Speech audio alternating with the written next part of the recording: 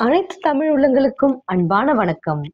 நிகழும் ஸ்ரீ மங்களகரமான குரோதி வருடம் 2025 ஆண்டு ஜனவரி மாதம் 14ஆம் தேதி செவ்வாய்க்கிழமை பிரதம திதி புனர்பூசம் நட்சத்திரம் கூடிய நாளில் தை மாதம் பிறக்கிறது. மாத தொடக்கத்தில் கிரகங்களின் சஞ்சாரத்தை ஆராய்ந்து பார்க்கும் பொழுது ரிஷபராசியில் குரு பகவான் வக்ரகதி அடைகிறார்.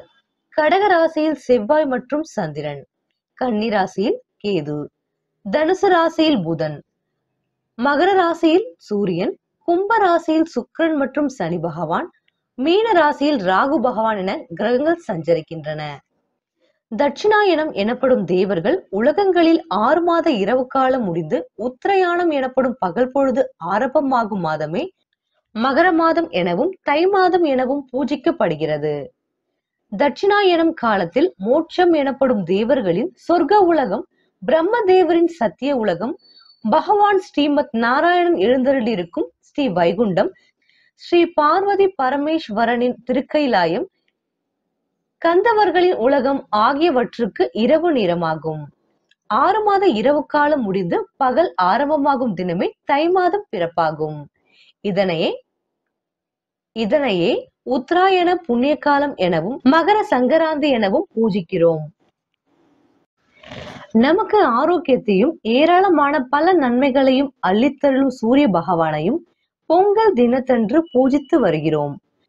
மகத்தான தெய்வீக பெருமை பெற்ற இந்த தை மாதத்தில் கொண்டாடப்படும் முக்கிய தினங்களை இனி பார்ப்போம். தை 1 14/1/2025 பொங்கல் பண்டிகை. தை மாதம் 2 15/1/2025 மாட்டு பொங்கல். மாட்டு பொங்கல் என்றால் என்ன?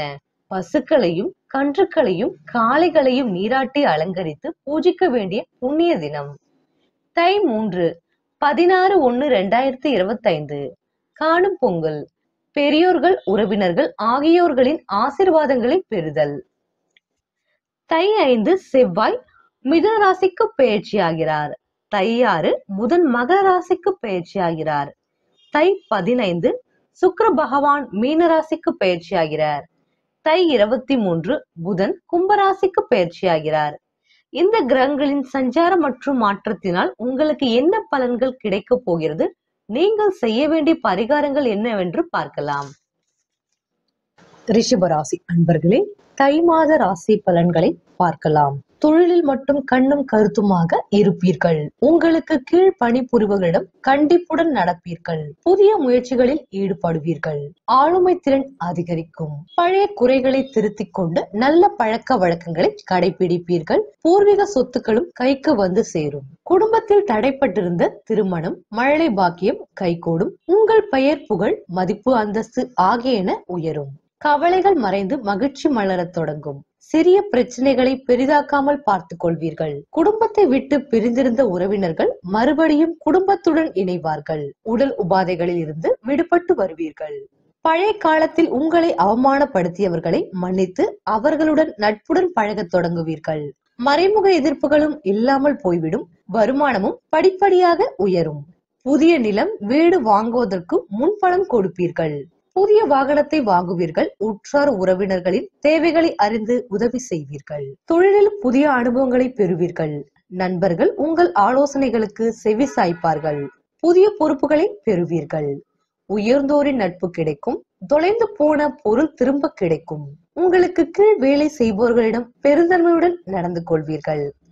குழந்தைகளை உயர்கல்வி படிக்க வெளியூர் வெளிநாடுகளுக்கு அனுப்புவீர்கள். தோற்றத்தில் பொலிவும் நடையில் மிடுக்கும் உண்டாகும். எவருக்கும் பிணை இல்லாமல் கடன் கொடுக்க வேண்டாம். உடல் ஆரோக்கியமும் மனவளமும் கூடும்.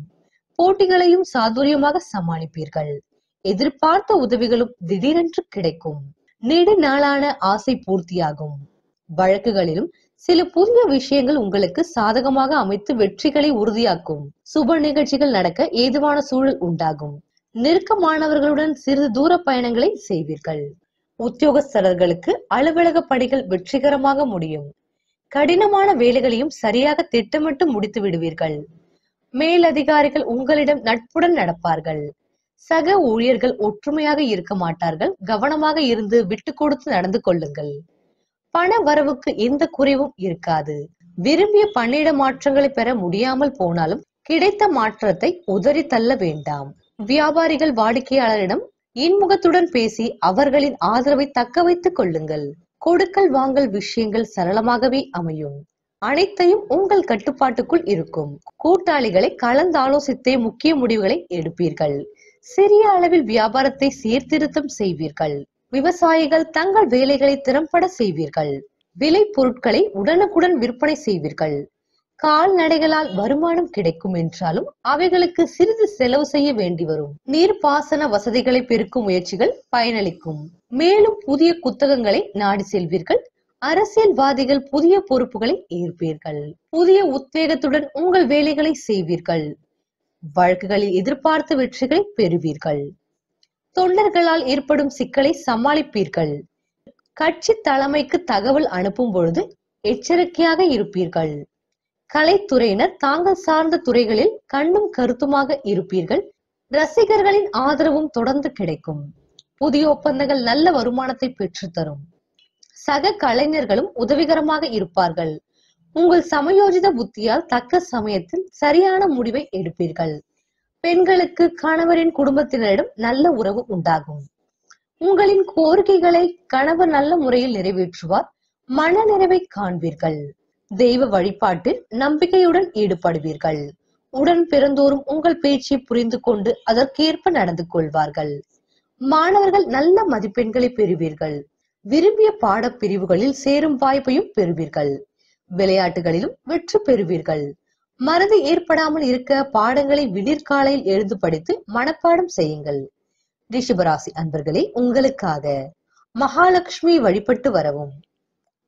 இம்மாதம் முழுவதும் ஜென்ம ராசியில் குரு பகவான் சஞ்சரிக்கிறார். தை 28ஆம் தேதி வரை வக்ரகதியில் வலம் வரும் குரு தை 29ஆம் தேதி வக்ரகதி நிவர்த்தியாகி செல்ல ஆரம்பிக்கிறார். 4ஆம் தேதி வரை சுக்கிரனுக்கும் அனுகூலமாக இல்லை. தை 14ஆம் தேதி வரை சுக்கிரனும் அனுகூலமாக இல்லை. முதல் 2 வாரங்கள் நிதி பற்றாக்குறை சற்று கடுமையாக இருக்கும்.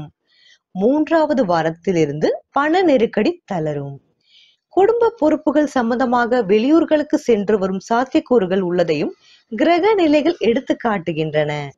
கணவன் மனைவி இடையே அந்யோன்ய உறவு பாதிக்கப்படும்.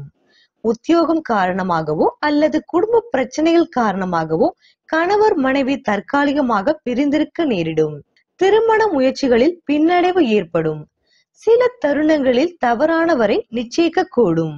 ஆதலால் இம்மாதம் விவாக முயற்சிகளை தவிர்ப்பது நன்மை அளிக்கும். இத்தகைய கிரக அமைப்புகள் நிகழும் போது திருமண முயற்சிகளை தவிர்ப்பது அவசியம் என பழமையான ஜோதிட கிரகங்கள் விளக்கியுள்ளன. வருமானத்தை விட செலவுகளே அதிகமாக இருக்கும். அடிக்கடி சிறு சிறு உபாதைகள் ஏற்பட்டு எளிய சிகிச்சையினால் குணம் கிடைக்கும். வெளிநாடு ஒன்றில் பணியாற்றி வரும் பிள்ளை அல்லது பெண்ணிற்ற அலுவலகத்தில் பிரச்சனைகள் ஏற்பட்டு மன நிம்மதி பாதிக்கப்படும். ஜீவனஸ்தானமாகிய கும்பராசியில் சனி பகவான் ஆட்சி பெற்று சுக்கிரனுடன் இணைந்திருப்பதால் உங்கள் உழைப்பிற்கு பாராட்டுதல்கள் கிடைக்கும். இதுவரை எவ்வித காரணமும் இல்லாமல் ஒத்தி போடப்பட்ட ஊதிய உயர்வு மற்றும் பதவி உயர்வு ஆகியவற்றை இப்போது எதிர்பார்க்கலாம். சிலருக்கு புதிய சலுகைகளுடன் இடமாற்றம் ஏற்படுவதற்கும் வாய்ப்புள்ளது என கிரகநிலைகள் எடுத்து காட்டுகின்றன. வெளிநாடு சென்று பணியாற்றும் ஆர்வம் இருப்பின் இம்மாதம் முயற்சி செய்யலாம். வெளிநாடுகளில் வேலை பார்த்து வரும் அன்பர்களுக்கு நிறுவன மாற்றமும் அதன் காரணமாக கூடுதல் சலுகைகளும் கிடைக்கும்.